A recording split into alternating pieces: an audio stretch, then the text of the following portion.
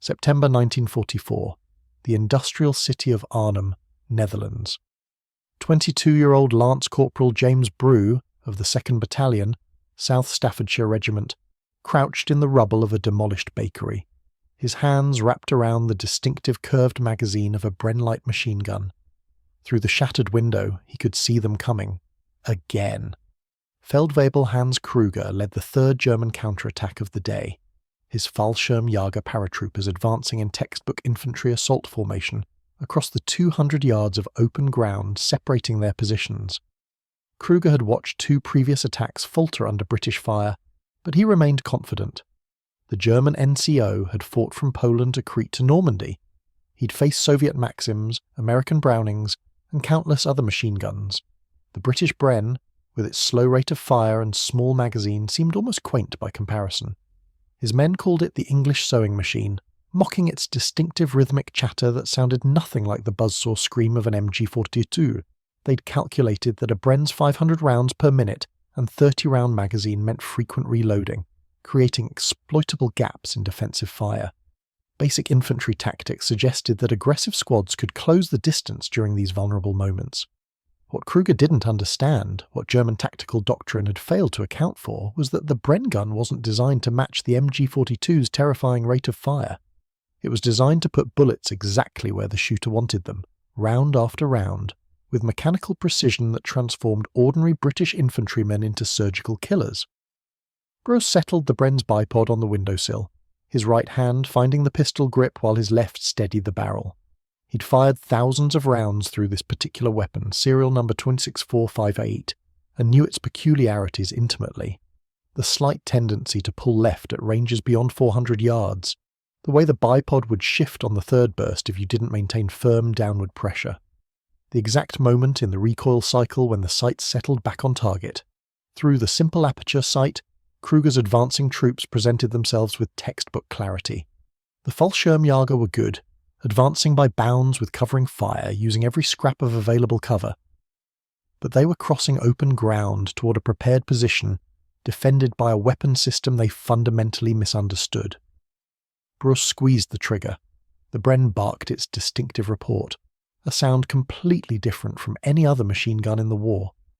Not the rapid hammering of a Vickers, not the screaming buzz of an MG-42, but a measured, almost leisurely rhythm that allowed the shooter to observe each bullet's impact and adjust accordingly. The first burst of 6 rounds caught a German rifleman in mid-sprint. Through the minimal recoil and excellent sight picture, Brooke watched his rounds impact centre mass. The soldier dropped as if his legs had been cut from beneath him. Travers left. A 3-round burst caught the squad leader, Kruger's second in command, who'd just taken cover behind a low wall. The 303 rounds, fired from less than 150 yards, punched through the brick obstacle as if it were cardboard. Shift right. Fire. A Fallschirmjäger with a Panzerfaust went down, his anti-tank weapon clattering away uselessly. The attack, so confident moments before, stalled completely. The survivors of Kruger's assault team, faced with fire so accurate it seemed personally targeted, sought whatever cover they could find. 3 men made it back to German lines. 14 didn't. Kruger, wounded in the shoulder by a round that had somehow found him through inadequate cover, would later write in his diary an entry discovered by British intelligence after Arnhem. The English machine gun is not what we were told. It fires slowly, yes, but every bullet goes where they aim it. Our men are not being suppressed by area fire. They are being killed by precision fire. This is not a machine gun as we understand the term. This is a rifle that happens to fire automatically. The difference is everything. The story of how the Bren gun, initially dismissed by German tactical planners as an inadequate support weapon, became the most feared infantry weapon in British service is a tale of engineering philosophy, combat pragmatism, and the fundamental difference between suppressive fire and killing fire. It began not in Britain, but in Czechoslovakia, with a design that would revolutionise infantry tactics and end German soldiers' lives with mechanical efficiency. In 1933, the British Army faced a crisis. The Lewis gun, their standard light machine gun since the Great War, was obsolete. Its awkward top-mounted pan magazine, complex action, and cooling shroud made it difficult to manufacture and maintain. The army needed a modern light machine gun that could keep pace with advancing infantry, while providing accurate supporting fire. What they got was a weapon that would redefine what a light machine gun could accomplish. The British Small Arms Committee evaluated designs from around the world, testing weapons from America, France, Germany and Czechoslovakia. The clear winner was the ZGB-33, designed by Václav Holek at the Czechoslovak weapons factory in Brno. This gun, which would be modified slightly and renamed the Bren, combining Brno and Enfield, represented a completely different philosophy from German machine gun design. Where German doctrine emphasised sustained high-volume fire to create beaten zones that suppressed enemy movement, British doctrine focused on accurate, controlled fire that eliminated specific threats. The ZGB-33 and subsequently the Bren was engineered to deliver exactly that. The weapon that would become the Bren gun was adopted by the British Army in 1935 and began full production at the Royal Small Arms Factory in Enfield in 1937. Its specifications told a story of calculated design choices that German ordnance experts initially interpreted as limitations. The Bren fired from a 30-round detachable box magazine mounted on top of the weapon. German analysts compared this unfavourably to the 50-round drums and 250-round belts of their own machine guns. What they failed to understand was that the top-mounted magazine allowed the weapon to feed reliably in any position, including while lying prone in mud, something belt-fed weapons struggled with. It fired at 500 to 520 rounds per minute, less than half the rate of the MG-42's 200 rounds per minute. This seemed to confirm German assumptions about British inferiority in automatic weapons design. What they didn't grasp was that this slower rate of fire allowed the shooter to fire short, controlled bursts where each round could be observed through the weapon's excellent sights, enabling real-time correction of aim. The Bren weighed 22 pounds with a loaded magazine. German machine guns were heavier, but that weight carried belt boxes and sustained fire capability. The British had chosen portability over sustained fire volume, a decision that German doctrine considered backward. It would prove to be exactly right for infantry combat. The weapon was produced to peacetime manufacturing tolerances, with each part machined to precise specifications. This made it expensive and slow to produce initially, but resulted in legendary reliability. The Bren could be buried in sand, submerged in water, frozen in ice, or dropped from a truck and would still fire. Field reports documented Brens firing thousands of rounds without cleaning and continuing to function perfectly. British troops learned to disassemble and reassemble the weapon blindfolded, a training requirement that seemed excessive until soldiers found themselves doing it in pitch darkness under German artillery fire. The simplicity of the design meant that even catastrophic component failures could be repaired in the field with basic tools. The Bren gun's first major combat test came during the Battle of France in 1940, and the results sent shockwaves through both British and German tactical analysis communities. At the village of Wormhout on May 28, 1940, Sergeant John Smith of the 2nd Royal Warwickshire Regiment and his Bren gun team were part of the desperate rear guard covering the British retreat to Dunkirk. His section of 10 men faced a battalion-sized assault from the 1st SS Division Leibstandarte SS Adolf Hitler. The Germans advanced with typical aggressive infantry tactics, supported by mortars and with MG-34 machine guns providing suppressive fire. Smith's Bren team had exactly 400 rounds of ammunition, 13 magazines, plus one already loaded. Against several hundred attacking SS troops, the mathematics seemed hopeless. What happened next would be studied in both British and German tactical schools. Smith, a peacetime regular who'd spent years mastering the Bren in training, used the weapon exactly as it was designed to be used. He didn't attempt sustained suppressive fire. He didn't spray bullets hoping to hit something. Instead, he picked targets methodically, firing 2 to 4 round bursts at individual German soldiers at ranges from 100 to 400 yards. His number 2, Private Thomas Williams, fed him magazines with mechanical efficiency, having practiced the drill hundreds of times. Each time Smith fired, a German soldier fell. Not suppressed, not forced to take cover, but killed or seriously wounded. The SS troops, accustomed to operating under machine gun fire, found themselves facing something completely different. The slow, rhythmic fire of the Bren meant they could hear individual bursts and identify where each one went, and they went exactly where Smith wanted. A burst caught an NCO directing troops forward. Another dropped a machine gun team setting up their MG-34. A third killed a radio operator, severing German communications. The psychological impact was devastating. Facing area suppression fire was one thing. Soldiers could cope with that, using terrain and movement. But facing fire so precise that every burst seemed personally aimed created a different kind of fear. The SS attack stalled completely. Smith's section held their position for over an hour before withdrawing in good order. They'd fired 380 rounds and achieved an estimated 40 German casualties. In the chaos of France's collapse, these actions went largely unrecorded officially, but German after-action reports noted an unsettling trend. British light machine gun fire was proving far more effective than its technical specifications suggested. Unteroffizier Friedrich Weber of the Leibstandarte, wounded at Wormhout and evacuated to Germany, was interviewed by tactical analysts. His comments appeared in a classified Wehrmacht report on British small arms. The English machine gun is unlike anything we've trained against.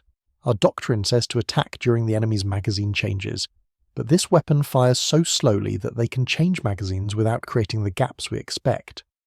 More concerning is the accuracy. In Russia, Soviet machine guns sprayed vast quantities of ammunition and achieved sporadic hits. The English fire carefully and hit with every burst. Our casualties to their light machine guns are disproportionate to the ammunition they expend. This is efficient killing, not suppressive fire. The difference is significant and concerning. By late 1941, as the Wehrmacht bled in Russia and reorganized its forces for continued operations in North Africa and eventual Western campaigns, German tactical intelligence had accumulated substantial data on British weapons' effectiveness. The Bren gun featured prominently in these assessments, though the conclusions were often contradictory. Some analysts noted the weapon's limitations, the small magazine capacity, slow rate of fire, and relatively light construction. Others highlighted troubling casualty statistics that suggested the Bren was far more effective in actual combat than its specifications implied. The debate was rendered moot by combat results. British troops armed with Brens were consistently achieving machine gun effectiveness that seemed impossible given the weapon's technical limitations. The secret, German analysts eventually realized, lay not in the weapon itself, but in the entire system surrounding it. British infantry doctrine had evolved specifically around the Bren gun's characteristics. Every infantry section of 10 men was built around a single Bren gun and its 2-man team. The rest of the section existed primarily to support and protect that weapon. This was fundamentally different from German doctrine, where machine guns were concentrated at platoon and company level, with rifle sections fighting independently. The British system meant that every section commander had immediate access to precise automatic fire. They didn't need to call for support from platoon machine guns. The Bren was right there, instantly available, aimed by soldiers who'd trained with their specific weapon for months or years. More importantly, British training emphasised accuracy over volume. Bren gunners were taught to aim at specific targets, not areas. They were trained to fire short bursts of 2 to 5 rounds, pausing between bursts to observe impact and adjust aim. This was possible because of the weapon's modest recoil and slow rate of fire. A gunner could literally watch his rounds strike and correct his aim for the next burst. The top-mounted magazine, initially seen as a limitation, provided an unobstructed view of the target area. Unlike belt-fed weapons where the belt obscured the target, or bottom-feeding magazines that blocked the sightline, the Bren gunner could maintain continuous visual contact with his target. The simple flip-up sights, graduated from 200 to 2,000 yards, were faster to use than complex aperture sights and perfectly adequate for infantry combat ranges. In North Africa, the Bren's virtues became even more apparent. The desert environment was punishing to mechanical systems, and weapons reliability became paramount. While German MG-34s required constant cleaning to function in sand and dust, Brens continued operating with minimal maintenance. After the Battle of El Alamein in November 1942, British intelligence interviewed captured German officers about weapons effectiveness. Major Hans Hartmann of the 21st Panzer Division provided a candid assessment. Your light machine gun is excellent for desert warfare. It continues functioning in conditions that defeat our machine guns. More significantly, its accuracy at range is superior. In open desert terrain where engagement distances often exceed 300 metres, your gunners are achieving first burst hits at ranges where our MG-34s, despite superior rate of fire, require several bursts to find the range. The result is that in the critical opening seconds of an engagement, you achieve effects before we do. First hit wins the firefight. By 1943, British Bren gun production had reached 1,000 weapons per week from facilities at Enfield and several shadow factories. Concurrent production in Canada at the John Inglis plant in Toronto added another 700 per week. The weapon was being supplied to Free French forces, Polish troops, Czech brigades, and other Allied units. Anywhere British infantry fought, the distinctive outline and sound of the Bren gun announced their presence. In Italy, the mountainous terrain provided the perfect laboratory for testing the Bren's accuracy advantage. At Monte Cassino in early 1944, Private Peter Fisher of the 2nd New Zealand Division and his Bren gun team were positioned on a ridgeline overlooking a German supply route. Fisher's position allowed him to engage German vehicles and troops at ranges from 400 to 800 yards, extreme distances for light machine gun fire. Over a 3-week period, Fisher's team fired an estimated 5,000 rounds and achieved documented kills on 37 German soldiers, destroyed 2 motorcycles, disabled a truck, and forced the Germans to abandon the route entirely. His success wasn't due to volume of fire but to careful ranging and precise shooting. Fisher would fire a single shot, observe the strike, adjust his sights, and fire again until he achieved hits. Once ranged, he would engage actual targets with short bursts, each burst carefully aimed. German troops moving through the area described being hunted by an invisible sniper who somehow fired automatic bursts.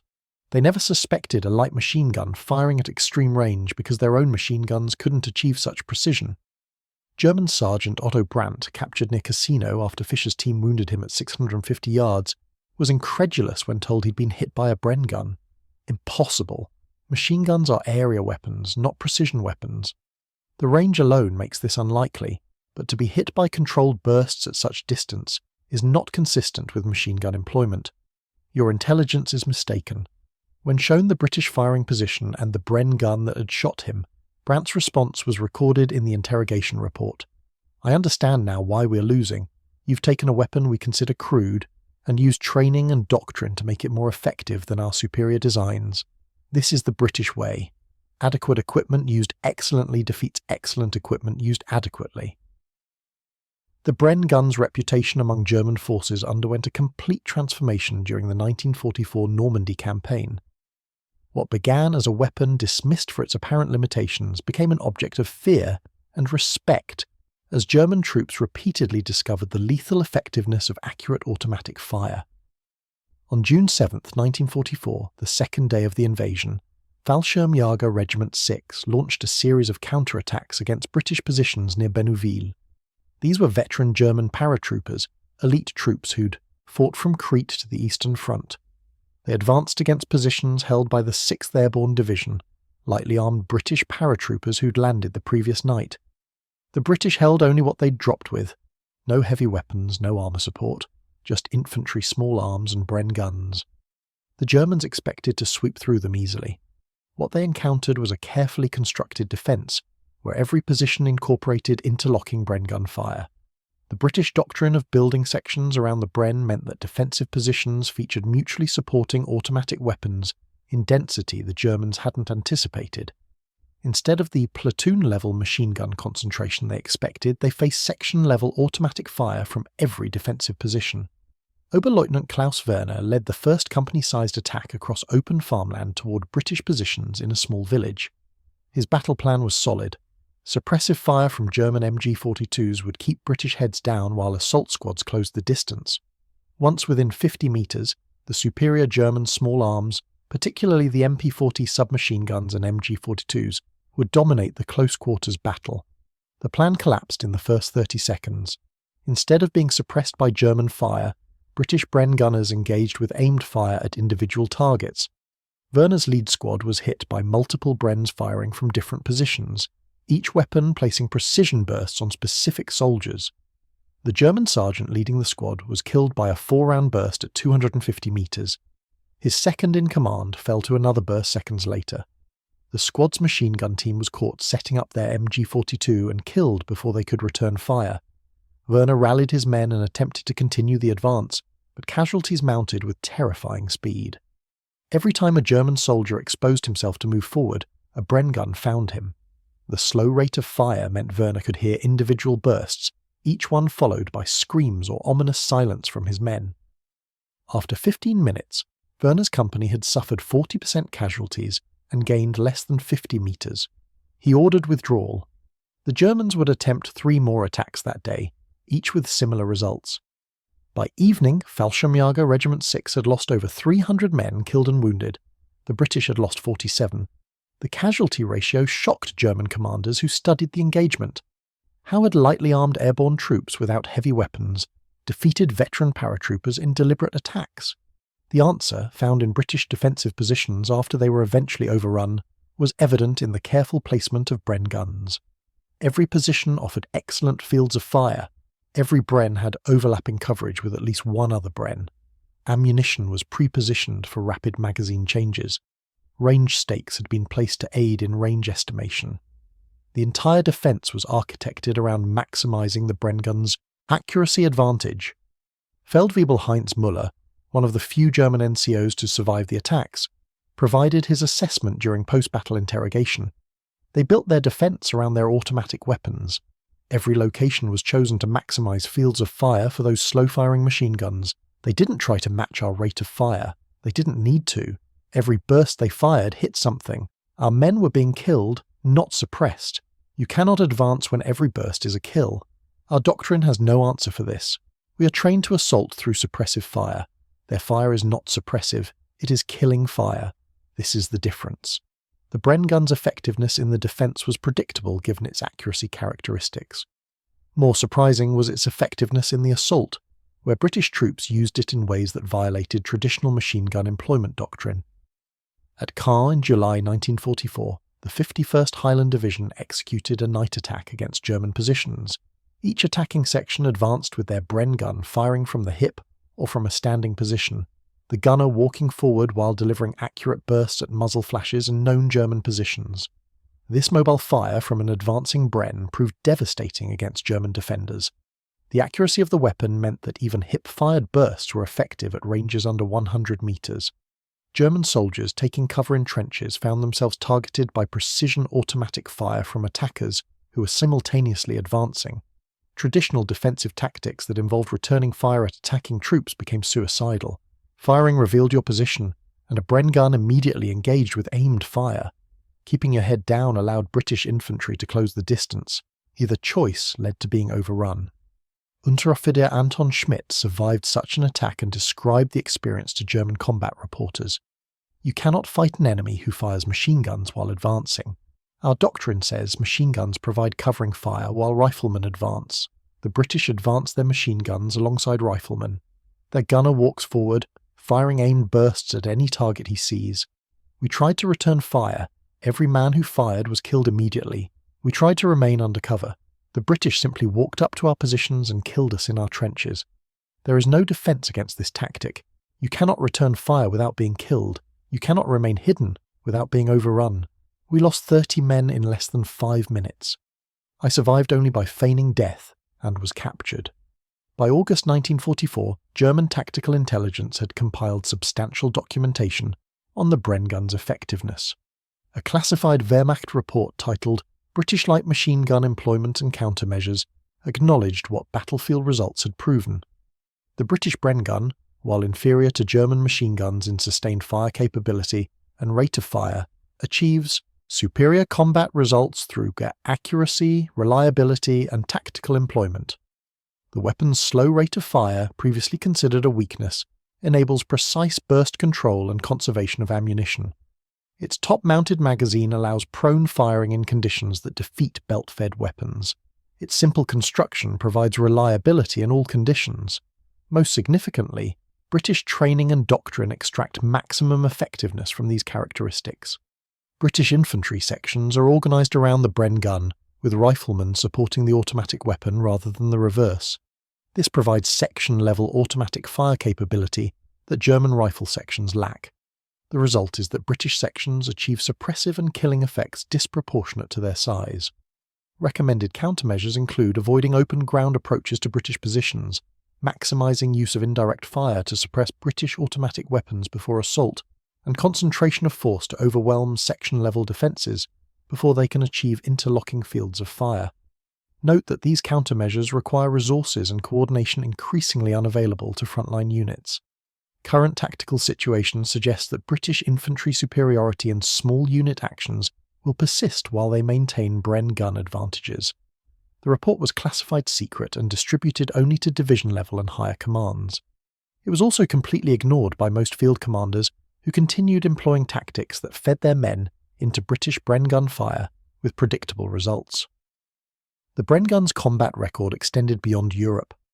In Burma, British and Commonwealth forces fighting in jungle terrain found the weapon ideally suited to the close-range, limited visibility conditions of tropical warfare.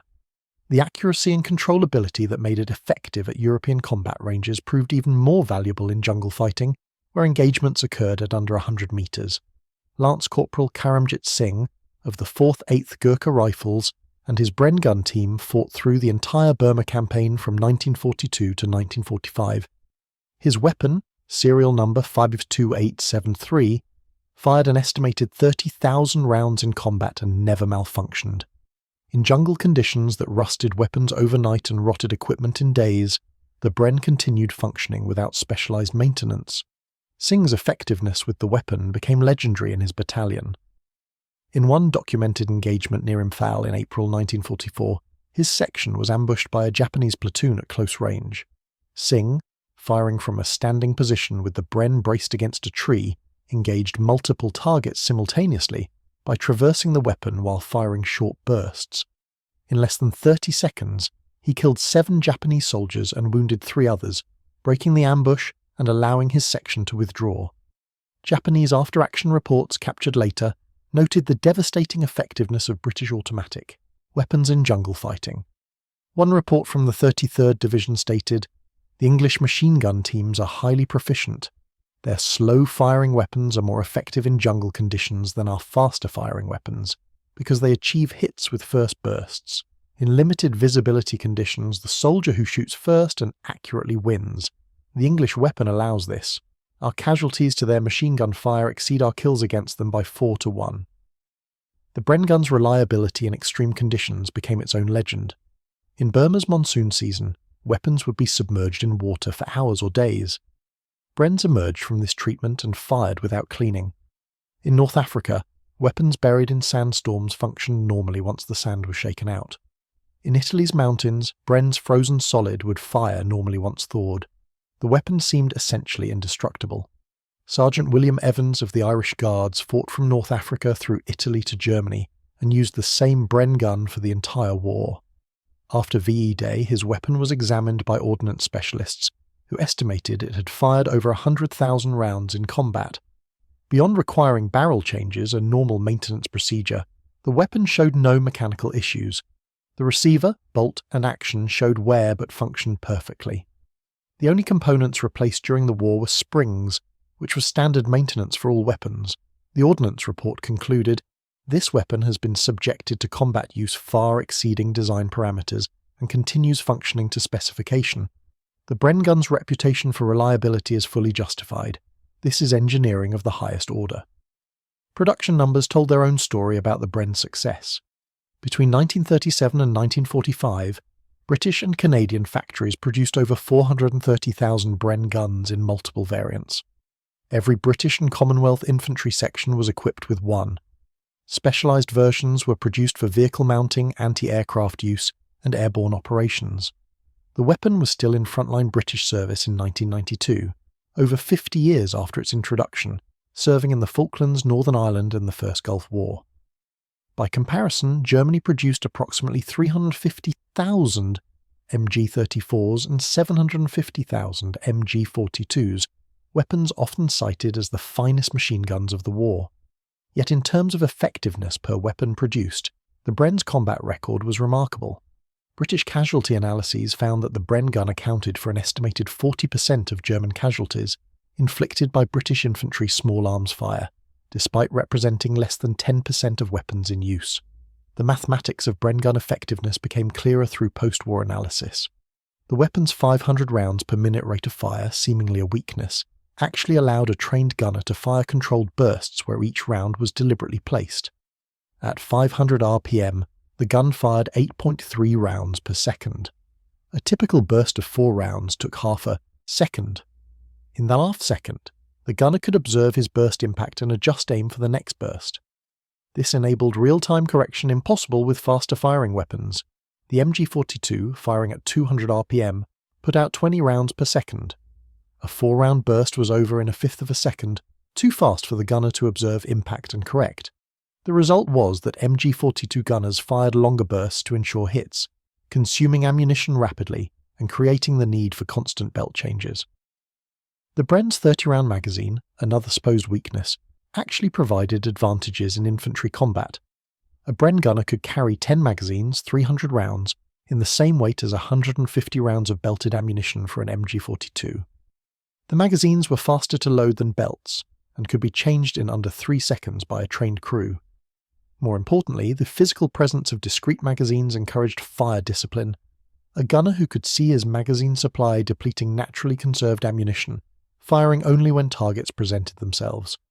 Belt-fed weapons, with their seemingly endless supply of ammunition feeding from a box, encouraged undisciplined fire. The Bren's top-mounted magazine, often criticised for blocking the sightline, actually provided important advantages. It allowed the weapon to feed reliably while lying in mud or water. It permitted prone firing with the weapon held very low to the ground. It enabled easy visual confirmation of ammunition status. The gunner could literally see his magazine. And crucially, it provided an unobstructed view beneath the magazine, allowing the gunner to maintain target observation between the weapon's body and the magazine well. German soldiers who captured Brens and attempted to use them often struggled with the weapon because they applied German machine gun doctrine. They would mount the weapon on its bipod and attempt sustained suppressive fire, rapidly depleting magazines and growing frustrated with the slow rate of fire. When British troops captured German machine guns, they frequently found them more difficult to use effectively than their Brens, despite the German weapon's superior technical specifications. The Bren's greatest advantage, and the one German tactical planners never fully appreciated until too late, was that it made ordinary soldiers extraordinarily effective. The weapon was so controllable, so accurate, and so reliable that average troops became precision marksmen with automatic weapons. This democratization of effective firepower transformed British infantry capability. A German MG-42 team consisted of specialists: the gunner, who was trained extensively on the weapon, the assistant gunner who handled belts and barrel changes, and 1 or 2 ammunition carriers. Only the gunner could effectively employ the weapon. The high rate of fire and powerful recoil required skill and strength to control. A British Bren gun team consisted of a gunner and a number 2 who carried extra magazines and could take over if the gunner was hit. But critically, every man in the section was trained on the Bren and could use it if necessary. The weapon's mild recoil and controllability meant that even slightly built soldiers could fire it effectively. Women working in British factories test-fired Brens as part of quality control, something unthinkable with the heavier recoiling German weapons. This universal employability meant that British sections maintained their automatic fire capability even after taking casualties. If the Bren gunner was killed, the number 2 took over. If he was killed, any rifleman could pick up the weapon and continue fighting effectively. German machine gun teams, if the gunner was killed, often lost their effectiveness entirely. The assistant gunner could theoretically take over, but frequently lacked the skill and experience to employ the weapon effectively under combat stress. In the final months of the war, as Germany's situation became desperate, the qualitative gap widened further. German replacements arrived at the front with minimal training, sometimes having fired fewer than 100 rounds in training. British replacements arrived with months of training, including substantial time on the Bren gun. The result was that British infantry effectiveness actually increased as the war progressed, while German effectiveness collapsed. During Operation Varsity, the Rhine crossing in March 1945, British paratroopers of the 6th Airborne Division dropped directly onto German positions. Within minutes of landing, Bren gun teams were established and engaging German counterattacks. Private Thomas Ritchie landed in a German vegetable garden, assembled his Bren gun from its drop container within 45 seconds and engaged German infantry at 200 meters while still untangling his parachute harness. His first burst killed 2 German soldiers attempting to organize a defense. His section rallied to his position, using the Bren's distinctive sound to locate each other in the chaos of the drop zone. Within 5 minutes, they'd established a defensive position and were engaging German troops with coordinated Bren gun fire. This kind of immediate tactical effectiveness with a crew-served weapon would have been impossible with heavier, more complex machine guns. The Bren's simplicity and controllability meant it could be employed effectively under the most chaotic conditions. German forces defending the Rhine had been told that British paratroopers would be disorganized and vulnerable immediately after landing. Instead, they found themselves facing organized automatic fire within minutes of the drop. Lieutenant Friedrich Hartmann, commanding a German infantry company tasked with counterattacking the drop zones, later stated, "They landed in chaos, surrounded by equipment and parachutes, in terrain they'd never seen before, under fire from our positions. Within 2 minutes, we were taking accurate automatic fire from multiple positions. Within 5 minutes, they had established a coordinated defense. Their automatic weapons, those slow-firing machine guns we'd been taught to despise, were killing my men with every burst. We couldn't organize an effective counterattack. Every time we attempted to move, their gunners hit us. It was not possible to overcome this. They were better trained, better equipped, and their weapons made every man as effective as our specialists." The final vindication of the Bren gun's design philosophy came in the post-war period when multiple nations, including former enemies, adopted the weapon. West Germany, reconstituting its military in the 1950s, considered multiple machine gun designs, including indigenous developments. They ultimately adopted a modified version of the Belgian FN Mag, but seriously evaluated the Bren, recognizing that its combination of accuracy, reliability, and ease of use represented sound design. Former Wehrmacht officers serving as advisors to the new Bundeswehr acknowledged that German machine gun doctrine had emphasized the wrong characteristics. The ability to put devastating volumes of fire downrange was less valuable than the ability to put accurate fire on target consistently. The MG-42 was a magnificent engineering achievement that had led German tactics down a problematic path. More tellingly, when Britain transitioned to the 7.62 Alamein NATO cartridge in the 1950s, they didn't develop a new light machine gun. They converted existing Brens to the new caliber, creating the L4 Bren gun that served until the 1990s. The basic design from 1933 remained valid 6 decades later because its fundamental approach, accuracy over rate of fire, reliability over complexity, and ease of use over technical sophistication, was correct. In Israel, the newly formed IDF used Brens extensively in their early wars, often captured from British stocks or purchased as surplus. Israeli soldiers, many of whom were Holocaust survivors who'd faced German machine guns from the wrong end, appreciated the Bren's qualities. One Israeli veteran, formerly of the Hungarian resistance where he'd been hunted by German forces, wrote in his memoir, "We fought with the same guns that British soldiers had used against the Germans. The Bren was a soldier's weapon, simple, reliable, accurate. You aimed it like a rifle and it hit what you aimed at. The Germans had built complicated machines that fired thousands of bullets hoping to hit something. The British built a simple gun that hit with every burst. This told you everything about the difference between German and British thinking." The Bren gun's combat record was written in the bodies of German soldiers across every theatre of the war. From France in 1940 to Germany in 1945, from North Africa to Burma, the slow-firing British machine gun that German troops had mocked proved devastatingly effective. The mockery stopped after the first contact. Then came fear. Then came a grudging respect that bordered on admiration for the weapon's brutal effectiveness. After the war, historians examining German casualties found patterns that revealed the Bren's impact. British infantry sections, built around a single Bren gun, achieved casualty ratios against German units that seemed impossible given their armament. Sections of 10 men routinely defeated company-sized German attacks. Platoons held positions against battalion-sized assaults. The common factor was effective employment of Bren guns in coordinated defensive positions. German tactical doctrine, developed against enemies who employed machine guns the same way Germany did, with concentration and high-volume fire, had no effective answer to the British approach. The section-level automatic fire that British doctrine provided created a defensive density German tactics couldn't overcome without massive casualties. Attacking through British positions required accepting that every 10-man section would inflict disproportionate casualties because every section had precision automatic fire immediately available.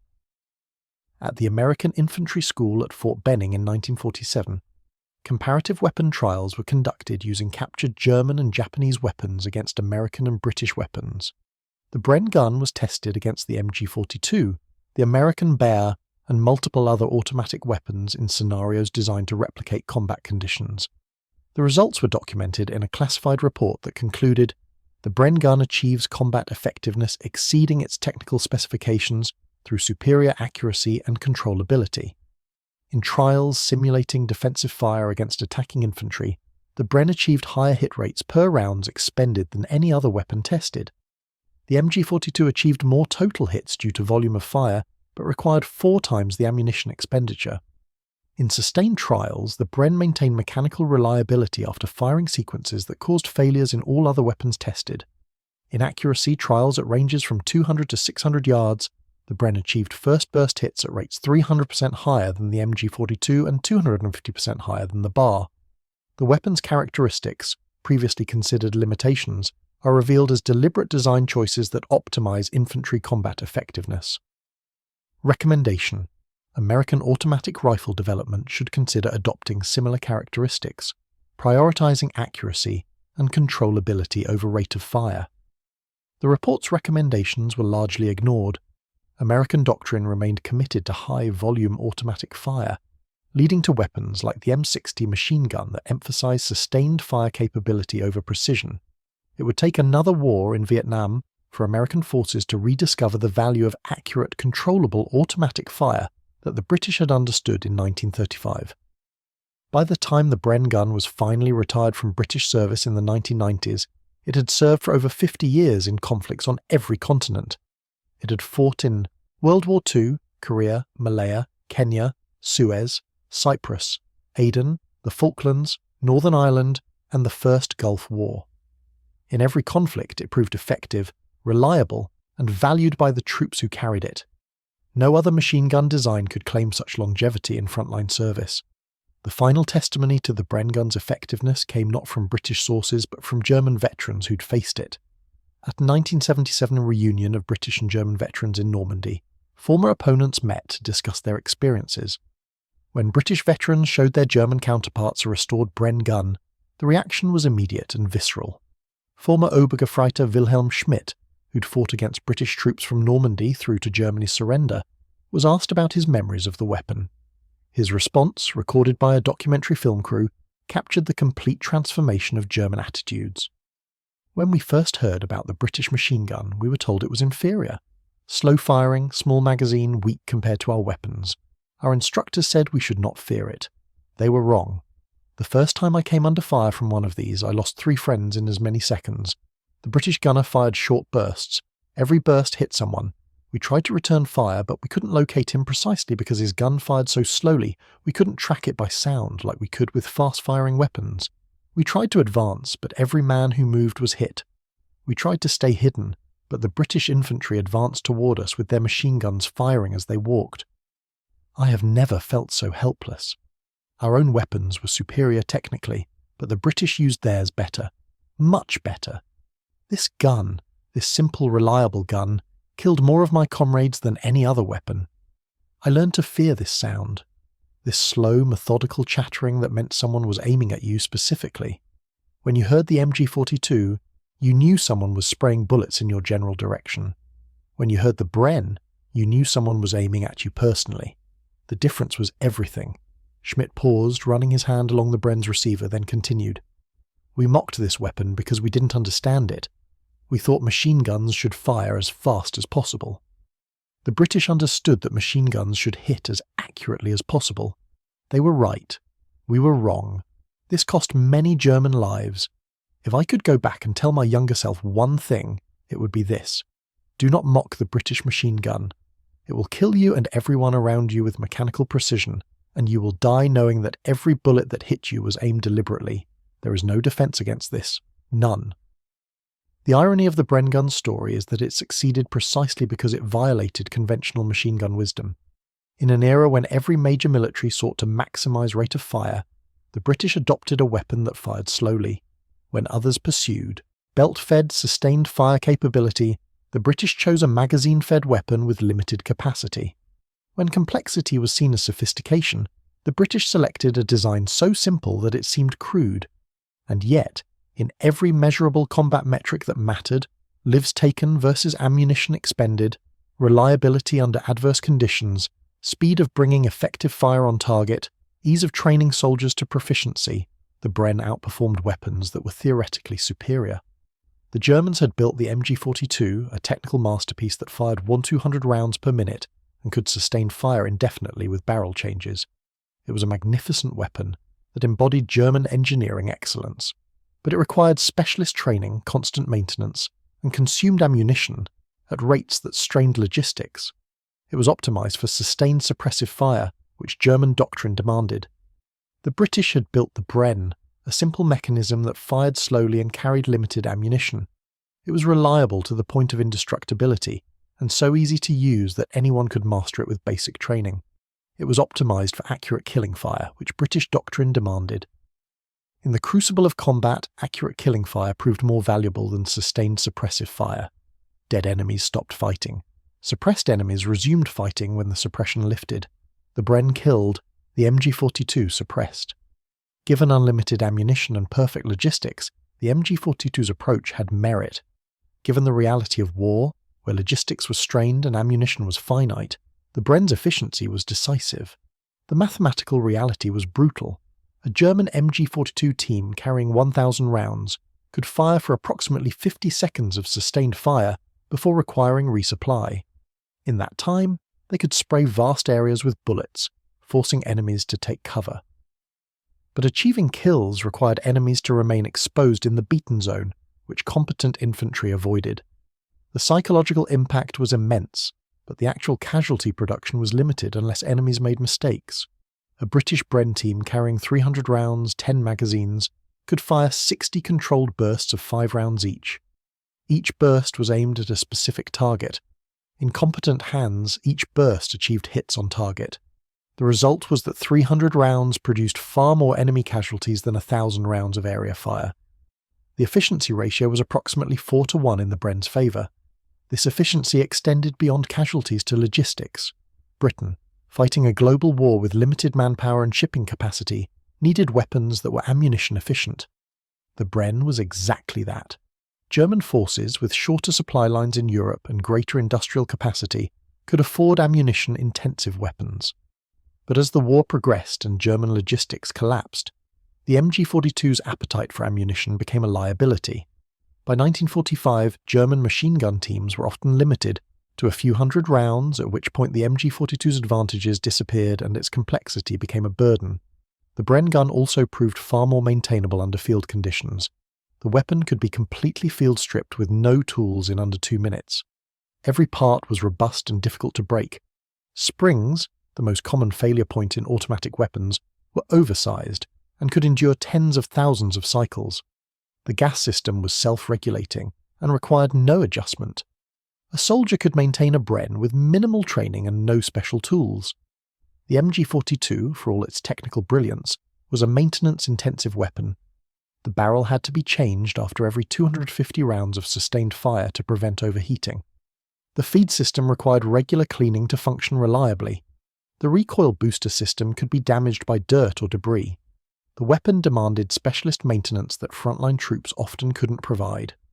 In North Africa, Burma, Italy, and the Pacific Islands, where maintenance facilities were minimal and conditions were harsh, this difference was decisive. Brens continued functioning when German machine guns failed. The reliability advantage meant that British sections maintained their automatic fire capability even after weeks in combat without proper maintenance. German machine gun teams, after similar periods, often found their weapons inoperable.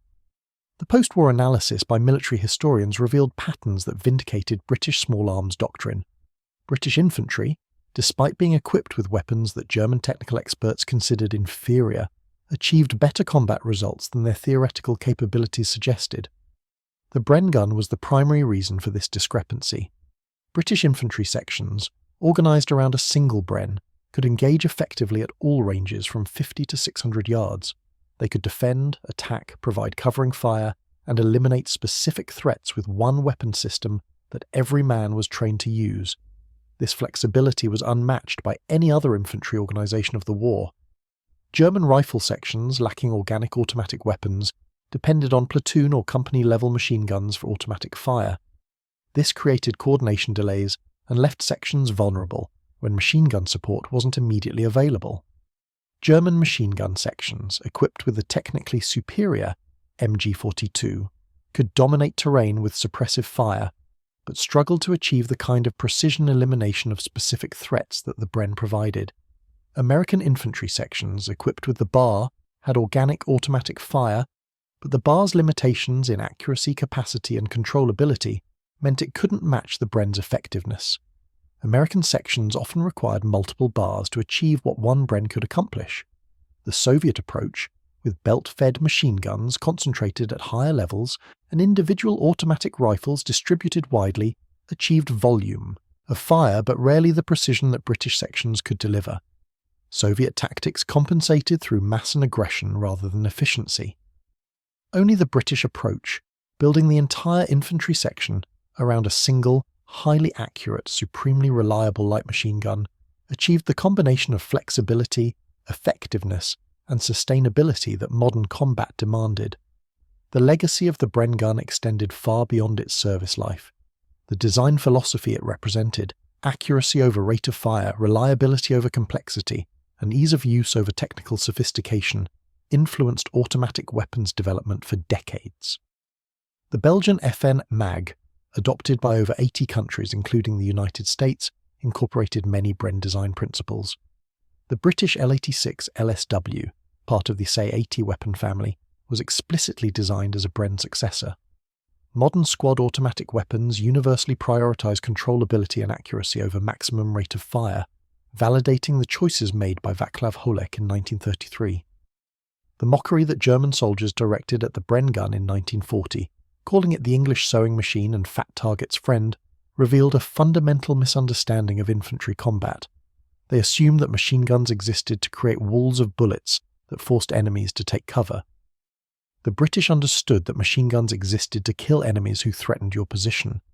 The difference in philosophy led to difference in design, which led to differences in combat effectiveness. By 1945, no German soldier mocked the Bren gun. They'd learned, through the deaths of their comrades and their own near misses, that the slow-firing British machine gun was the most dangerous infantry weapon they faced. Its distinctive sound, that measured rhythmic chattering, became associated with death. Not random death from area fire, but targeted death from aimed shots. Personal death, delivered with mechanical precision by soldiers who could see you through their sights and were putting bullets exactly where they wanted them. At the Bovington Tank Museum in England, a restored Bren gun sits in a display case alongside other weapons of the Second World War. The placard lists its technical specifications: weight, 22.12 pounds, length, 45.5 inches, rate of fire, 500 to 520 rounds per minute, magazine capacity, 30 rounds, effective range, 600 yards. Those dry numbers don't capture the weapon's impact. They don't convey the sound of that measured fire that German soldiers learned to fear. They don't describe the mechanical reliability that allowed it to function in sand, mud, water, and ice. They don't explain the accuracy that let ordinary soldiers achieve hits on first burst at 400 yards. They don't account for the hundreds of thousands of German casualties it inflicted across 6 years of war. Next to the display case is a small collection of first-hand accounts from British and German veterans. One entry, from an anonymous German soldier, captured in 1945, provides the final word on the weapon. "We laughed at their machine gun. We called it slow, weak, inadequate. Our weapons were superior in every technical measure, but when the shooting started, their slow machine gun killed us methodically while our fast machine gun sprayed bullets and achieved a little. They aimed, we fired, they killed, we wasted ammunition. By the time we understood this, it was too late. Too many of our friends were dead, killed by that patient, precise British machine gun that we'd been foolish enough to mock. If you want to know why Germany lost, look at this weapon. We built technical masterpieces. They built practical killers.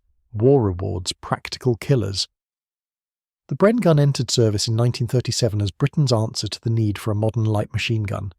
It served for over 50 years, fought in dozens of conflicts, armed millions of soldiers, and proved itself in every conceivable combat environment. It was simple, reliable, accurate, and effective. It did exactly what its designers intended. It gave every British infantry section the ability to deliver precise automatic fire on demand. German soldiers mocked it as a slow-firing, magazine-fed weakness. Then they died under its fire.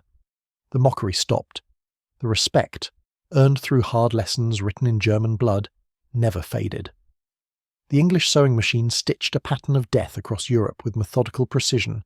Every stitch was aimed, every stitch hit its target, and German soldiers, who'd laughed at this simple weapon, discovered that simple weapons used brilliantly defeat complex weapons used conventionally. The thunder of the Thunderbolt may have belonged to America, but the measured chatter of the Bren gun was Britain's anthem of victory, and German soldiers, pinned down by its accurate fire, learned to fear that sound more than any other, because when you heard the Bren, you knew someone was aiming at you, not your general area, you specifically, and that made all the difference.